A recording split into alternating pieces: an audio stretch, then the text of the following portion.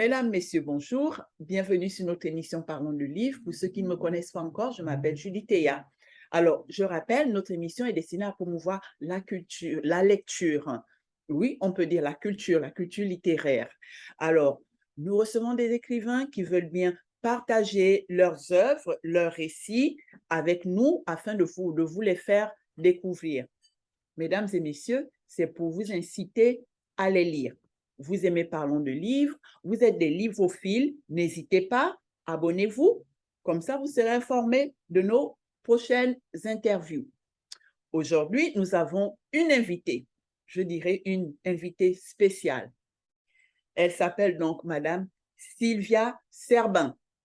Nous allons parler de son livre. Aujourd'hui, on va parler de celui-là, mais vous verrez que c'est une spécialiste des reines africaines. Nous allons donc parler aujourd'hui de la reine Ndaté-Yala Mbodj, une reine sénégalaise. Bonjour, Madame Sylvia Serbin. Bonjour et merci de m'accueillir. Écoutez, c'est un honneur pour moi. Vraiment, c'est un honneur pour moi de vous recevoir aujourd'hui. J'ai vu tellement de livres, notamment le gros volume sur toutes les reines africaines. On aura l'occasion d'en parler. Voilà. Oui, je pense que vous parlez de C'est ça. Reine d'Afrique et héroïne de la diaspora noire, qui est mon livre majeur, oui. Tout à fait. Malheureusement, il est en rupture de stock pour l'instant. Exactement. Il est en rupture de stock parce qu'il a eu beaucoup de succès. Ça fait déjà 18 ans qu'il est réédité régulièrement. Et là, avec la crise du papier, on a eu un peu de retard. Ça a été un petit peu bloqué, mais ça va. Je ne peux pas vous dire dans combien de temps, mais le projet est bien avancé et il doit être réédité sous peu. Ben, super. On attend alors. On ne ratera pas l'occasion parce qu'il faut qu'on en parle de ces reines. Aujourd'hui, on va se contenter de parler de la reine sénégalaise Ndaté Yala Mbodj. Bon, avant de parler de la reine, Madame Serbin, c'est un petit peu la routine, la coutume de l'émission. Je vais vous demander de vous présenter aux auditeurs. Oui, bien sûr, avec plaisir. Donc, je suis Sylvia Serbin, je suis journaliste de formation, historienne. J'ai une longue carrière dans le journalisme et la communication. Et ensuite, j'ai bifurqué sur l'histoire parce que je suis moi-même, mes parents étaient d'origine antillaise, mais je suis née, j'ai grandi au Sénégal et j'ai vécu une trentaine d'années sur le continent africain, en Côte d'Ivoire, et j'ai voyagé aussi dans beaucoup d'autres pays sur le continent.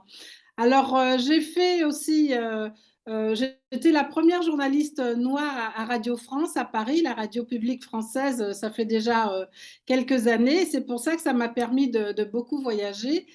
Et donc, chaque fois que j'allais dans un pays, j'essayais d'interroger des traditionnistes pour savoir s'il y avait des femmes qui, dans le passé, avaient marqué l'histoire de leur pays.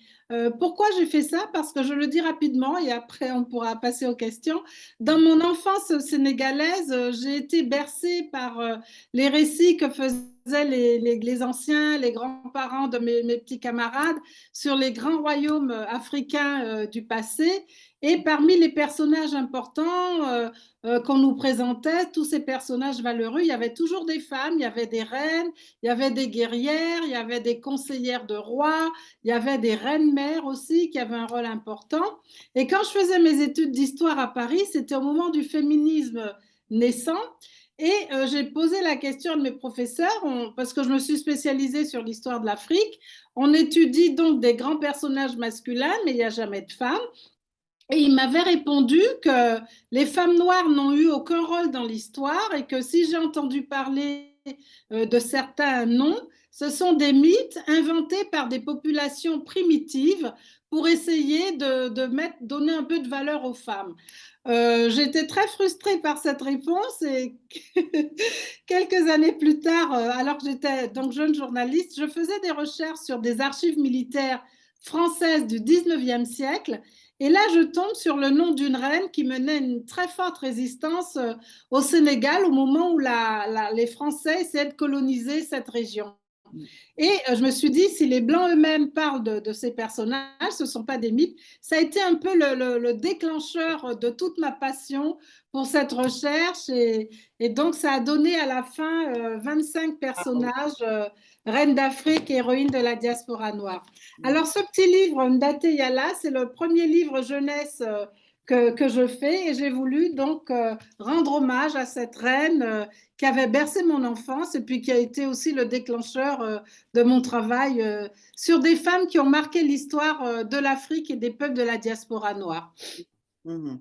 Oui, c'est vrai qu'il y a elle, la reine datée, il y a Nzinga, il y a un bon nombre. Regardez votre livre, il y a au moins 25 Oui, il y a 25 personnages, oui. à plus. Alors, on va parler de la reine datée Alors, qui était. Ndaté Yala, c'est une jeune femme donc, qui a vécu dans ce qui est aujourd'hui le Sénégal. À l'époque, c'était le royaume du Wallo, qui était un des différents royaumes africains de l'époque et qui se trouvait dans la région de Saint-Louis du Sénégal, où moi-même je suis née d'ailleurs. Vous voyez la triple coïncidence presque qui me rattache presque charnellement à cette histoire.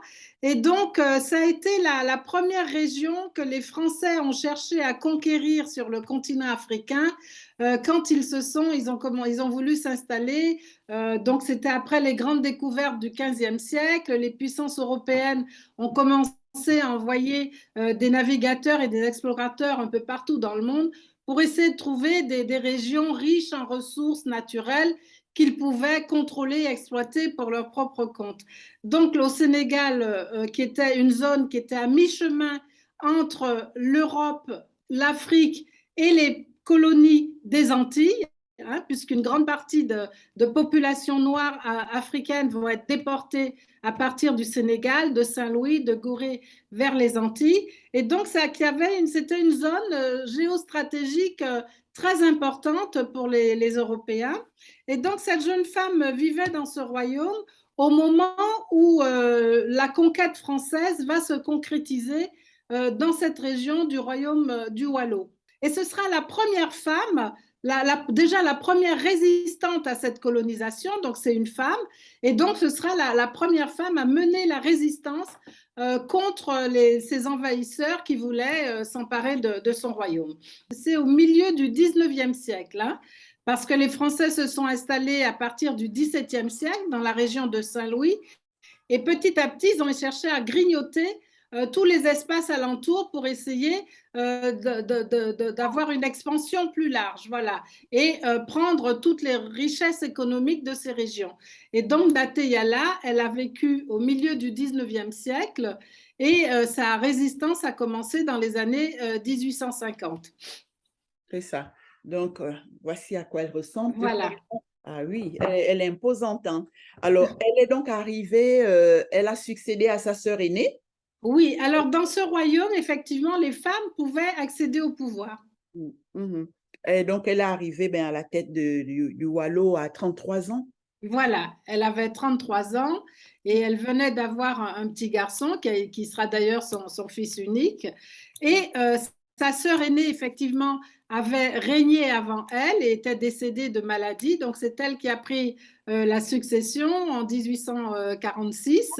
Et donc, elle a régné pendant une dizaine d'années, Ndaté Yala, sur le royaume du Wallo, avant que les Français n'entrent en piste et essayent vraiment de s'emparer de ce royaume. Ouais.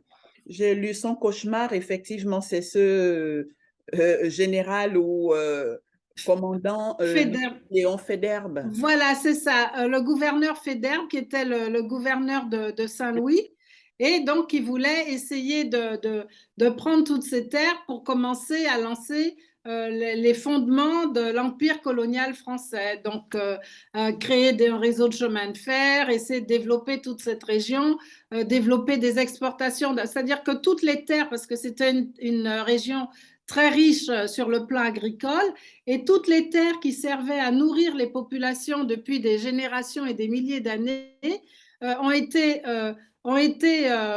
prises pour essayer de faire des cultures d'exportation pour les consommateurs européens, c'est-à-dire l'arachide, pour les huileries et savonneries européennes, puisque l'industrie commençait à se développer, c'est après la révolution industrielle. Donc, il fallait un certain nombre de matières premières. Il y avait aussi de l'or, il y avait la gomme arabique qui servait pour des médicaments, dans l'imprimerie, dans énormément de production européenne. Donc, ils voulaient faire de cette terre une terre de production de certains nombres de produits agricoles qui serviraient uniquement à la consommation des Européens et le fait que les Noirs, les habitants ne pouvaient plus disposer et se nourrir comme par le passé, ça leur était complètement égal. Voilà, c'est comme ça que la colonisation un peu a commencé. A commencé, oui. Alors, je vais rapidement lire Oui, parce bien que, sûr. elle commençait effectivement à en avoir marre, hein. Voilà, Saint-Louis en face se développait, elle les voyait s'étaler. Alors, la première lettre qu'elle adresse au Voilà. gouverneur de Saint-Louis, elle dit ceci: Nous n'avons fait de tort à personne, hein. Ce pays nous appartient et c'est à nous de le diriger. Saint-Louis appartient au gouverneur, le royaume du Cayor appartient au Damel, c'est un, Oui, le roi. Oui. voilà, et le Wallo appartient au Brac, dont elle fait partie, Oui. et que chacun de ses chefs gouverne son pays comme bon lui semble. C'est Voilà. la première lettre qu'elle adressait au gouverneur de Saint-Louis en 1847. Et malgré la lettre, ben, ça Ben, continuait. déjà, les Français étaient très choqués. Ils trouvaient que cette femme était arrogante parce que pour eux, des Noirs, c'est des gens inférieurs et qu'une femme, une jeune femme reine, se permette de leur faire la leçon en disant, nous, on ne va pas chez vous pour prendre vos terres et donc vos pays.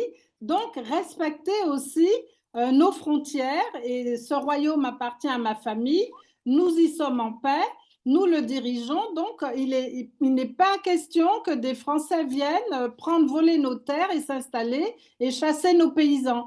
Donc c'est un peu, ça a été un petit peu le déclencheur parce que les Français donc installés à Saint-Louis ont trouvé que ça pouvait être un mauvais exemple pour les autres petits royaumes qui pouvaient aussi, si on laissait faire cette femme, ils pourraient aussi résister comme elle.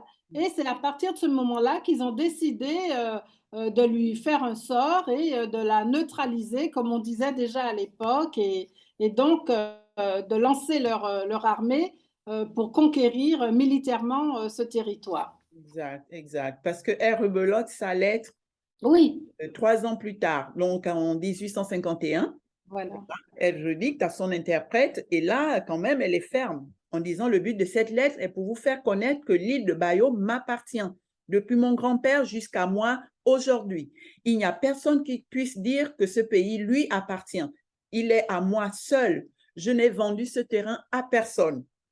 Elle était vraiment catégorique, hein. Je ne l'ai confié à personne, ni à aucun blanc, hein. Vous m'aviez demandé quel était le chef du Wallo aujourd'hui. Je vous ai répondu. Le chef du Wallo, c'est moi. Je désire que personne ne prenne possession de mon territoire. C'est vrai qu'elle était catégorique. Et là, ils l'ont mal pris.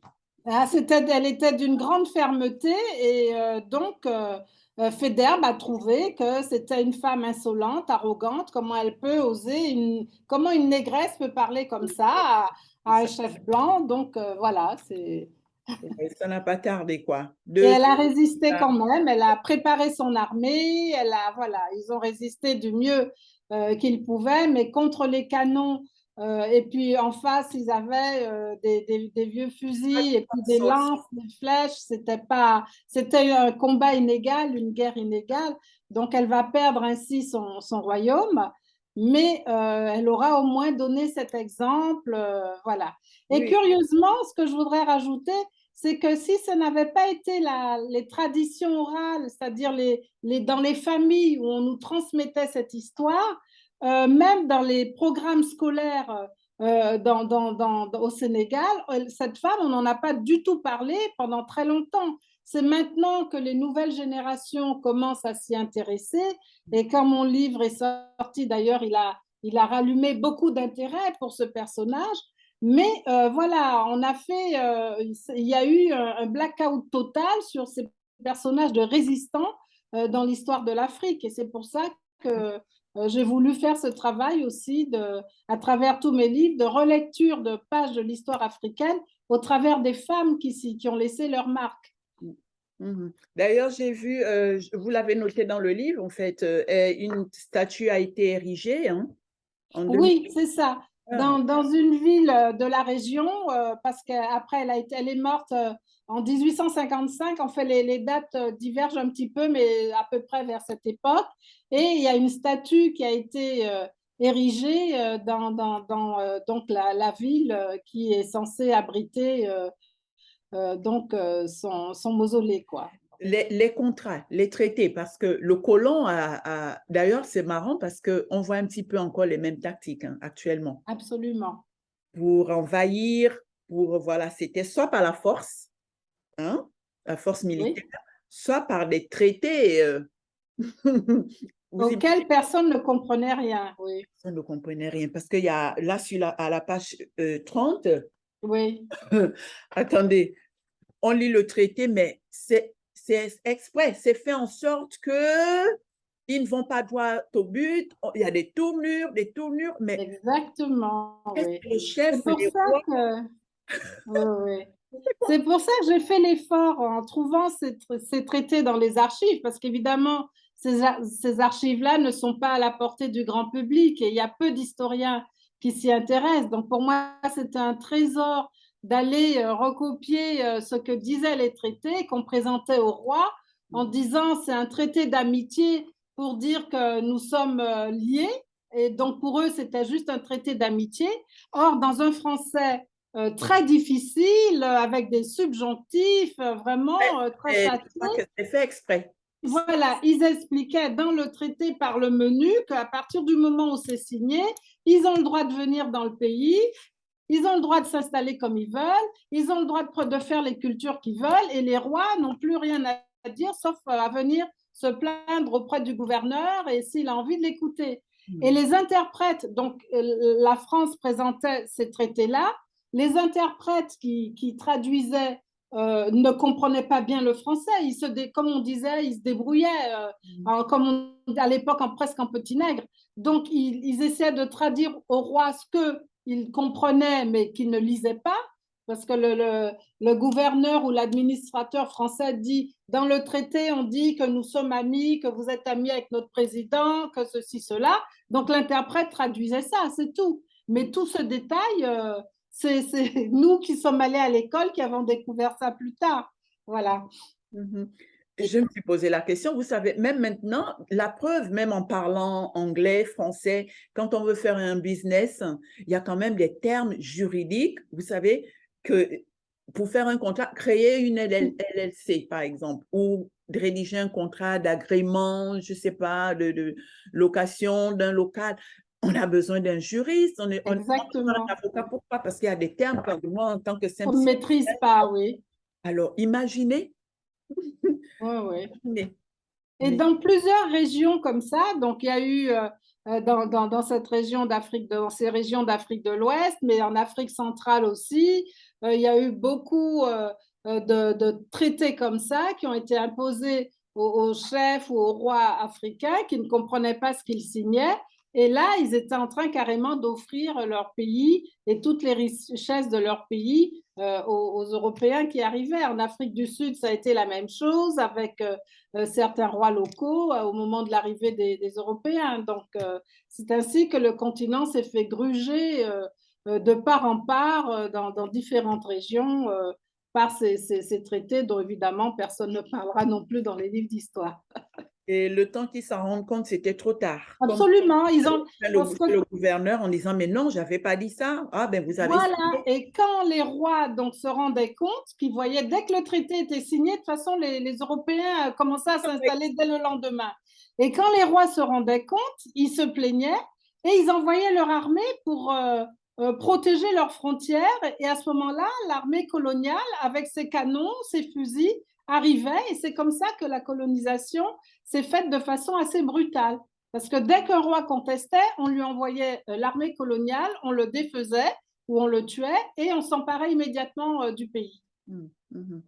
Et j'ai lu, il y a un détail aussi qui m'a interpellée en lisant que les Anglais, quand ils étaient à Saint-Louis, tout ça, pendant qu'eux, ils colonisaient, ils s'installaient, ils faisaient leur business, ils permettaient quand même aux locaux, il y a des Noirs ou des Oui, Métis, de aussi faire les business, c'est-à-dire profiter, voilà, hein, voilà. de Oui, ce oui. commerce qui s'était installé, alors que du côté français, quand c'était leur cas, Exactement. C'est pour le ça business que, oui. profitait seulement à Voilà, parce que Française.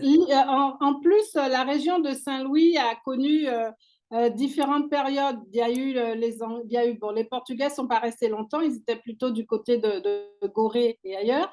Mais quand les Français sont venus, parce qu'il y avait une très forte concurrence entre ces nations, ces grandes puissances européennes, donc il y avait l'outil de la navigation pour contrôler les terres étrangères, et donc elles étaient en concurrence pour choisir les meilleures terres. Et donc, à un moment, la Grande-Bretagne, l'Angleterre a réussi à coloniser l'île de Saint-Louis pendant une courte période. Et là, c'était le libéralisme économique qui prévalait. Ce qui fait que les Anglais permettaient donc aux Noirs et aux Métis et aux populations locales de participer à ce commerce comme intermédiaires souvent. Et il y a eu beaucoup de femmes, d'ailleurs, la région de Saint-Louis est particulière pour ça, les signards qui étaient des enfants de femmes noires et de blancs qui venaient s'installer dans l'île, et c'est particulier à Saint-Louis. Elles avaient beaucoup d'autonomie, beaucoup de pouvoir, et souvent c'était des femmes qui avaient un rôle important dans le commerce.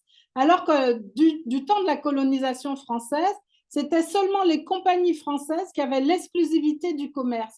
Et ça s'est fait dans les Antilles aussi. En Martinique, notamment, au moment où la Martinique a eu aussi une brève colonisation anglaise, où il y avait un commerce plus dynamique, mais quand les Français sont arrivés, interdit aux Noirs de participer à la moindre activité. Ils devaient rester au niveau le plus bas de la société. Vous savez qu'on se rend compte pourquoi la plupart des pays africains qui ont été colonisés par la France sont mais vraiment les plus en arrière, quoi. Le développement, c'est incroyable. C'est un constat malheureux, oui. Voilà, un constat malheureux, effectivement, parce que la France prend tout, voilà, aucune marge pour les pays africains eux-mêmes de faire quelque Oh, chose. ouais, Je prends tout à des fait. exemples simples, un pays comme le Gabon, un petit pays comme le Gabon, pétrolier, il n'y a pas beaucoup Oh, d'habitants, ouais. mais c'est pas possible, quoi. C'est pas possible, parce que la France prend tout. Et Donc, ça a commencé depuis longtemps, voilà. depuis longtemps. Ce qui permet d'ailleurs aux gens qui lisent ce livre aujourd'hui de comprendre tous ces mécanismes qui se sont mis en place, pas seulement à notre époque aujourd'hui, ce que nous constatons quelquefois, surtout les jeunes, ils se révoltent, mais ça a été mis en place depuis le début pour complètement enfermer ces pays qui ont des ressources utiles pour l'Occident, les enfermer dans une espèce de nasse où ils sont complètement, ils sont totalement dépendants, ils ne peuvent pas agir selon leurs intérêts propres et pour leur population. C'est ça, c'est ça. Et alors là, l'impôt. Ils imposent l'impôt même sur les plus pauvres. Oui, oui, oui. Non. Ah là là, Et c'est l'impôt, ça a été une façon d'obliger, parce que quand ils se sont installés, au début, les populations étaient résistantes. Et pour les obliger à travailler gratuitement, quasi gratuitement pour les Européens, à cultiver les plantations, à développer un certain nombre d'activités locales, on a créé un impôt sur les populations locales, et si vous ne payez pas cet impôt, vous êtes emprisonné. Donc, ce qui fait, et ce n'était pas seulement dans les colonies françaises, ça s'est fait aussi dans les colonies britanniques, un peu partout, ce qui fait que les populations, enfin les hommes, étaient obligés d'aller travailler gratuitement pour les nouveaux colons européens, et avec, on leur donnait très peu, et ce très peu était repris par l'administration coloniale sous prétexte de développer la colonie. Voilà. ah là là. Alors, on ne finira pas quand même. Il faut qu'on parle du Taladé Nder, les héroïnes de Nder. Ah, Talatander, oui. Oui. Oui, c'est pour montrer. Alors là, j'ai parlé, évidemment, on n'en a pas parlé, mais ou brièvement, cette région du Waalo a été aussi une région ponctionnée par l'esclavage et par la traite négrière européenne, mais aussi par la traite arabe. Après le 8e siècle, lorsqu'il y a eu des populations qui venaient d'Arabie, des Bédouins qui venaient d'Arabie pour islamiser l'Afrique du Nord, ils ont commencé par l'Afrique du Nord, et ensuite l'islam s'est répandu progressivement sur le reste de l'Afrique subsaharienne. Mais dès le départ, ces Berbères ont commencé à vouloir mettre en esclavage les populations noires qui se trouvaient en dessous des pays du Maghreb, donc dans l'Afrique subsaharienne. Et il y a eu tout un trafic qui s'est organisé, qui a duré 14 siècles, donc qui a été antérieur à la colonisation, à la traite négrière européenne, qui a été donc antérieure et qui a duré bien plus longtemps. Et donc cette traite, ça s'appelait la traite transsaharienne, ça passait par le Sahara, et ces Noirs étaient donc déportés à partir des régions d'Afrique subsaharienne, notamment en Afrique de l'Ouest, il y en a beaucoup souffert. Il y a eu le Mali, des pays comme le Sénégal, le Mali, enfin à l'époque c'était l'Empire du Mali, et ils étaient déportés vers les marchés d'esclaves d'Afrique du Nord, au Maroc, en Tunisie, voilà, et jusqu'en Libye et en Égypte. Et à partir de là, on les envoyait vers l'Inde, vers la Turquie, vers la Russie, vers l'Europe. Et il y a une autre partie donc, qui était déportée. Donc il y a une partie qui allait vers l'Afrique du Nord et vers les pays d'Asie, et une autre partie vers l'Europe. Et ce commerce d'esclaves transsahariens était contrôlé par de riches marchands arabes et du Maghreb. Et ça a duré donc 14 siècles. Les morts, c'est ça, les morts. Voilà, alors les morts, il y a eu les morts qui s'occupaient du transfert en fait, parce que c'est eux qui contrôlaient les routes transsahariennes avec leurs caravanes de chameaux. Mais ceux qui finançaient cette traite-là, c'était souvent des riches marchands qui venaient d'Égypte, de Libye et d'Afrique du Nord. Donc il y avait tout un réseau bien organisé. Il y avait les marchands qui finançaient tout ça et qui ensuite avaient des bateaux qui allaient vers l'Europe, hein, puisque les produits africains étaient aussi exportés vers l'Europe, notamment l'or de l'Empire du Mali. Pendant très très longtemps, l'Empire du Mali a été le premier producteur mondial d'or, et ça alimentait les circuits financiers européens et du monde musulman et du monde arabe. Donc, il y a eu ces gros marchands-là, et ensuite le transfert des esclaves, enfin des gens mis en esclavage, parce que c'était des gens libres qu'on enlevait à leur pays, à leur communauté. Et donc le transfert était assuré par des caravanes qui étaient donc organisées par des Maures, la Mauritanie étant connaisseuse du désert, quoi, voilà. Le Mali souffre hein, depuis des siècles de son nom. Oui, oui, hélas. Hein. Ben, ils ont une résistance en eux, heureusement. Heureusement, heureusement. Les Talatander, ce sont des femmes donc de la région du Waalo qui ont résisté contre des esclavagistes qui venaient de Mauritanie pour les enlever, les emmener sur les marchés d'esclaves. Et elles se sont d'abord battues, et ensuite elles ont préféré se suicider collectivement en s'enfermant dans une case en flammes pour ne pas être emportées en esclavage par ces esclavagistes arabes.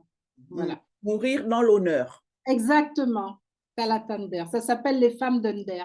Là, les hommes étaient partis très tôt au champ, donc le village, il n'y avait que les femmes. D'autres étaient à la pêche. Voilà, les hommes étaient partis dès l'aube pour vaquer à leurs activités.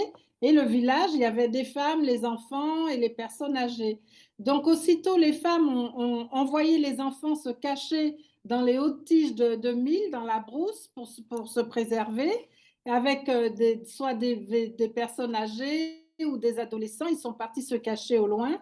Et les femmes se sont précipitées dans leur case pour se déguiser en homme en mettant soit le boubou ou le pantalon bouffant de leur mari, de leur frère, de leur père, de leur fils.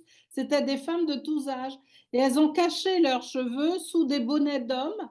Et elles ont pris tout ce qu'elles pouvaient trouver pour se défendre, soit les fusils que le mari avait laissés dans la case, soit des coutelas, soit des pilons, enfin des bâtons, tout ce qu'elles ont pu.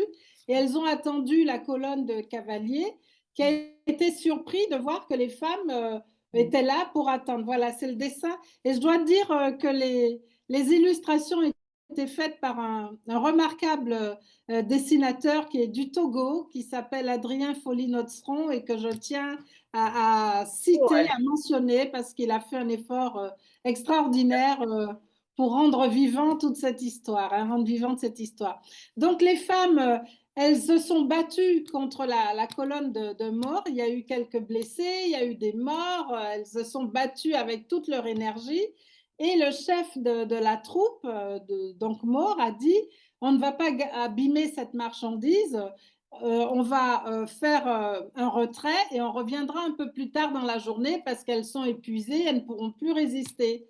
Et donc les femmes ont compris qu'elles ne pourraient pas continuer à résister longtemps. Et c'est là où elles ont pris sous l'impulsion d'une meneuse qui était une des confidentes de la reine, la mère de Ndate Yala d'ailleurs. Elle a dit, mes sœurs, nous n'allons pas nous laisser emporter comme ça et nous allons mourir avec dignité, avec honneur, mais on ne dira pas à nos descendants que nous avons été emportés comme des esclaves. Voilà.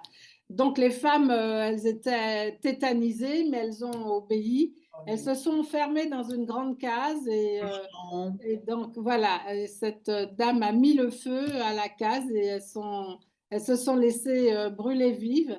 Et quand les hommes sont revenus des champs, parce qu'on avait envoyé des enfants, essayer de les prévenir, ben, c'était trop tard. Ils sont arrivés devant ce brasier et c'est une page à la fois tragique mais pleine d'enseignements de l'histoire de l'Afrique parce qu'elle nous montre d'une part des résistances menées par des femmes et on nous parle aussi de cet esclavage arabo-berbère dont les livres d'histoire non plus ne parlent guère et qui a fait autant de ravages, sinon plus, que la traite transatlantique, toutes choses étant égales par ailleurs et aucune comparaison n'étant faite sur ce terme. Hein. Voilà. Oui. Oui. Vraiment très belle histoire, fascinante, fascinante. Alors, la reine Ndaté, elle faisait donc partie, parce que vous avez marqué, elle faisait partie de ce qu'on appelle le rang, la classe des Lingers. Voilà, les lingers. Les Oui, ça Lingers. c'est particulier donc à cette société Wolof du Wallo. C'est-à-dire que les femmes d'un certain rang, d'une certaine noblesse, pouvaient accéder au pouvoir. Donc c'était soit les femmes de rois, les filles de rois, les mères de rois. Et elles étaient formées pour diriger une communauté. Elles étaient formées pour manier les armes, voilà, parce que pour donner des ordres à des guerriers, il fallait se faire respecter, il fallait montrer qu'elles-mêmes, elles maîtrisaient ce qu'elles leur demandaient. Donc voilà, elles étaient formées à diriger un État, ces micro-États. Et donc ça s'appelait les Lingers, c'était des princesses qui avaient un rang particulier dans la société et qui étaient respectées de tous.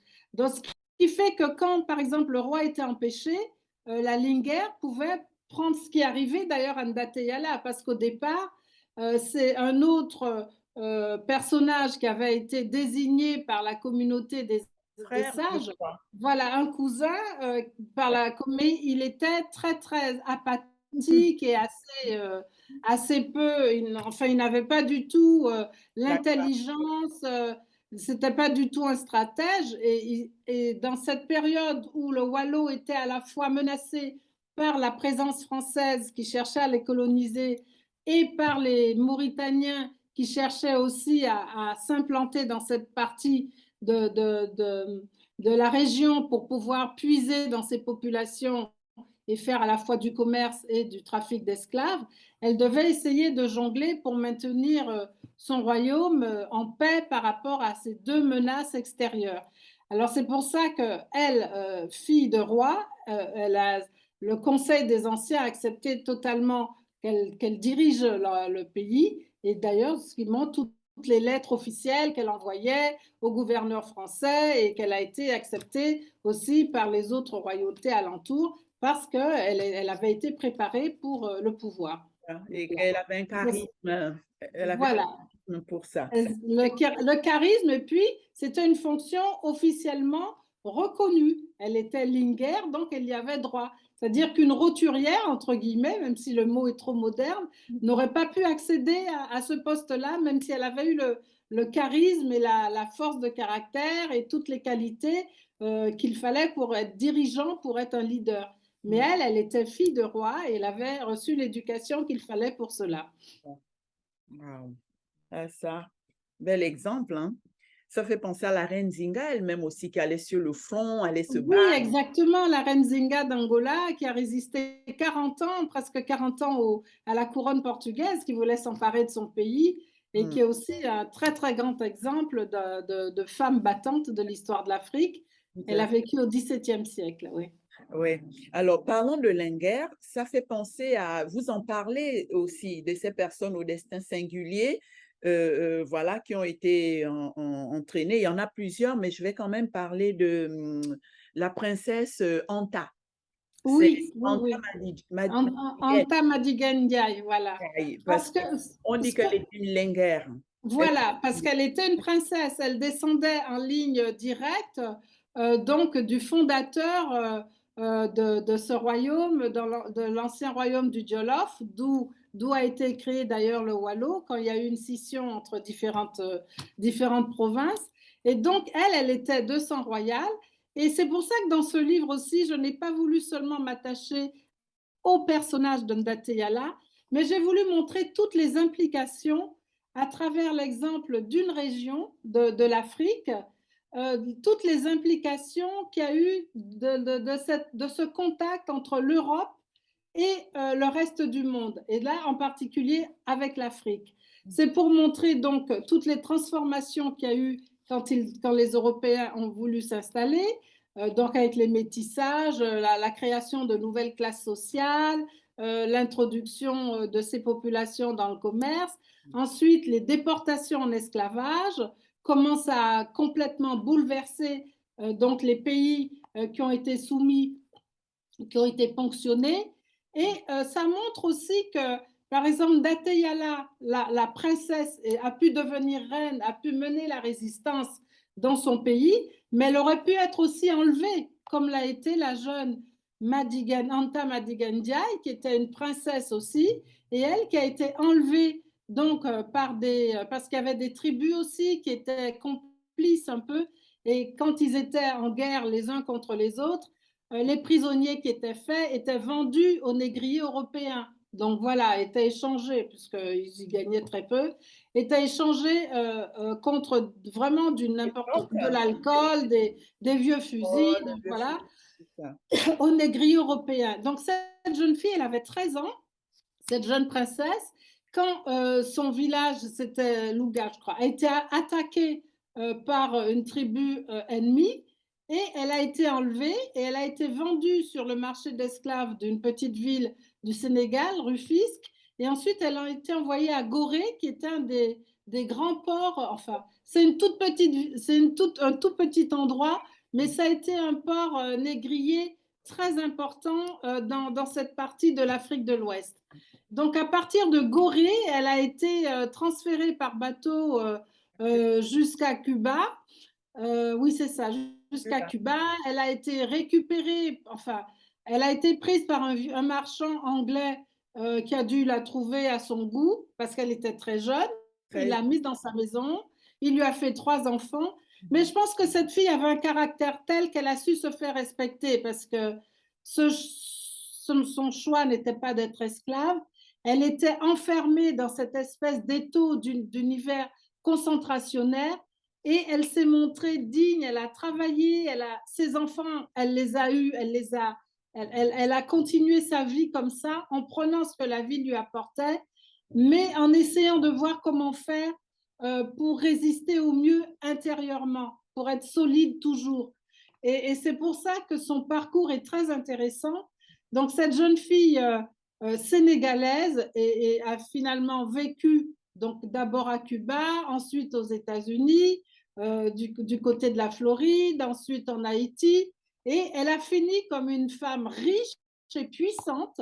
Elle avait ses propres affaires. Et après, elle a lutté, elle a fait partie des gens qui ont financé des mouvements de lutte pour l'abolition de l'esclavage aux États-Unis. Donc voilà, et elle est morte, elle avait plus de 70 ans, mais c'est resté une grande figure d'une princesse africaine devenue esclave et ensuite devenue une riche noire américaine, quoi.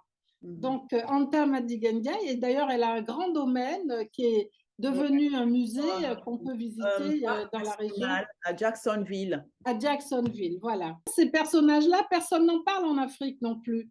Et ce sont des exemples pour montrer les parcours qu'il y a eu. Donc voilà, si on fait le parallèle, comme je disais, Ndaté Yala, elle a pu rester dans son pays et vivre, résister et laisser sa trace, mais elle aurait pu tout aussi bien être enlevée comme la jeune princesse Anta Madigan Ndiaye. Voilà. Voilà, mesdames et messieurs, Ndaté Yala Mbodj, donc de Madame Sylvia Serbin. Très, très bon livre. C'est vrai que c'est... Alors, vous conseillez, et c'est plutôt un public jeune, mais moi, j'avoue que les adultes, on se régale aussi. On se régale. Oui, en fait, ma démarche, parce qu'il faut intéresser les jeunes dès qu'ils sont en mesure de maîtriser un peu déjà la lecture, l'histoire et puis des concepts un petit peu difficiles. Donc, je voulais intéresser ces jeunes, mais vous savez que notre histoire n'étant pas enseignée, il y a beaucoup de parents qui sont peut-être pas allés à l'université, mais qui ont un niveau d'éducation suffisant pour lire des livres d'approche simple. Voilà, et eux, ils peuvent être intéressés par cette histoire et qu'ils transmettent à leurs enfants. Donc, même si les tout jeunes n'y accèdent pas, de toute façon, ce sont les parents qui achètent les livres à cet âge-là pour leurs enfants. Et c'est pour ça qu'il y a, dans le public, il y a beaucoup de gens qui m'ont dit, des adultes qui l'ont acheté et qui ont dit qu'ils ont vraiment adoré ce travail parce qu'il est à leur portée. Ils lisent pas de livres universitaires qui sont souvent difficiles d'accès, mais ça, et puis il est illustré, donc on peut montrer à son enfant et soi-même, on peut s'imprégner de cette histoire. Donc c'est pour ça que j'ai mis une base de départ, mais c'est vraiment comme pour Tintin, pour tout public de 7 à 77 ans. Exact. Donc voilà, et mes livres, je les conçois comme ça. Tout à fait. Mesdames et messieurs, franchement, lisez-le. J'ai plus d'enfants en bas âge, je l'ai acheté. Hein. Vraiment, voilà. J'ai vraiment trouvé mon compte très, très, très, très instructif. C'est à partir de 11 ans, mais bon, ça va au-delà. Même nous, les adultes, moi, je l'ai acheté. J'ai plus de bébé, j'ai plus d'enfants de moins de 11 ans, mais je l'ai acheté et vraiment, j'y ai trouvé mon compte. Et on le trouve... oui, donc, vous allez sur le site de la librairie Tamery, hein, T-A-M-E-R-Y, sur le site de la librairie Tamery, et vous cherchez, donc il y a la liste de tous les livres qu'ils vendent, soit par mon nom, Sylvia Serbin, soit par Ndaté Yala, et vous trouvez le livre. Et puis évidemment, mon rêve, c'est d'un jour d'avoir une traduction en anglais de ce travail pour que les gens de la diaspora anglophone le découvrent aussi. Oui, oui, oui, ça vaut le coup. Voilà, mesdames et messieurs, la reine Ndaté Yala Mbodj, franchement, lisez-le, vous ne serez pas déçus. On apprend des choses, c'est instructif, voilà. Vous le lisez. Il n'est pas cher, il coûte 10 €, donc voilà. Voilà, vous le lisez seul, avec vos enfants, ça vaut vraiment la peine. L'histoire de cette grande reine, comme parmi tant d'autres de reines africaines, il y en a beaucoup. Merci à vous, Madame Serbin. Merci à vous de cet échange passionnant et j'espère que l'ouvrage va intéresser un maximum de lecteurs. Ah oui, il est bien en plus, bien illustré, hein? Adultes, enfants, voilà, c'est bien, bien illustré. Voilà, lisez-le. Merci, à très bientôt. Merci. Alors, mesdames et messieurs, nous venons donc d'écouter avec grande attention Madame Sylvia Serbin sur ce sujet de colonisation. Donc, on parle de cette reine, une reine sénégalaise du nom de Ndaté Yala Mbodj. Elle a donc accédé à la tête du royaume en 1846, à l'âge de 33 ans. La reine Ndaté arrive à la tête du trône à un moment où les colons sont déjà installés à Saint-Louis, dans la région, voilà, au Sénégal, et elle a dû combattre, elle a mené une forte résistance pour défendre son royaume contre l'invasion du colonisateur. Ils voulaient tout ce qu'il y avait, les terres étaient fertiles, les rivières poissonneuses, voilà, pour exploiter l'or, l'argent, les épices, l'ivoire, la gomme arabique, le thé, le café. Bref, avec son armée dénommée les Tiédos, ils ont donc combattu malheureusement en 1855 contre le gouverneur de Saint-Louis à l'époque dénommé Faidherbe. Faidherbe fait un compte rendu à son ministre de tutelle à Paris pour lui dire qu'ils ont pillé et brûlé plus de 25 villages pour venir à bout des Wallos. Parce qu'ils ne voulaient pas, en fait, les habitants du Wallon les appelaient les Wallo-Wallo. Donc, ils ne voulaient pas que les villages environnants aident les Wallos à les combattre. Donc, qu'est-ce qu'ils faisaient? Ils pillaient et brûlaient les villages. Tout ça, quand ils brûlaient les villages, c'était pour affamer après les villageois. Ils ne pouvaient plus cultiver, ils ne pouvaient plus récolter, il fallait les affamer. Ou d'autres exterminaient même. On a vu le cas en Namibie, ce que les Allemands avaient fait au peuple qu'on appelait les Héréros. Ils ont empoisonné les puits d'eau. Et puis voilà. Donc c'était tous les moyens, colonisation, ségrégation, extermination, travail forcé, tout ça. Au bout de compte, le continent et ses royaumes se retrouvent morcelés en une cinquantaine de petits pays. C'est donc ça. Voilà. L'exemple encore d'une résistante en Afrique, comme la reine Zinga. Là on a la reine Ndaté Yalambodj, mais il y en a plusieurs. Voilà, très bon livre, vraiment lisez-le. Il est très instructif. Lisez avec les enfants, tout seul. Ça, c'est très intéressant. Merci à vous. Si vous aimez Parlons de livres, n'hésitez pas, abonnez-vous, subscribe et vous serez informé de nos prochaines vidéos. Merci.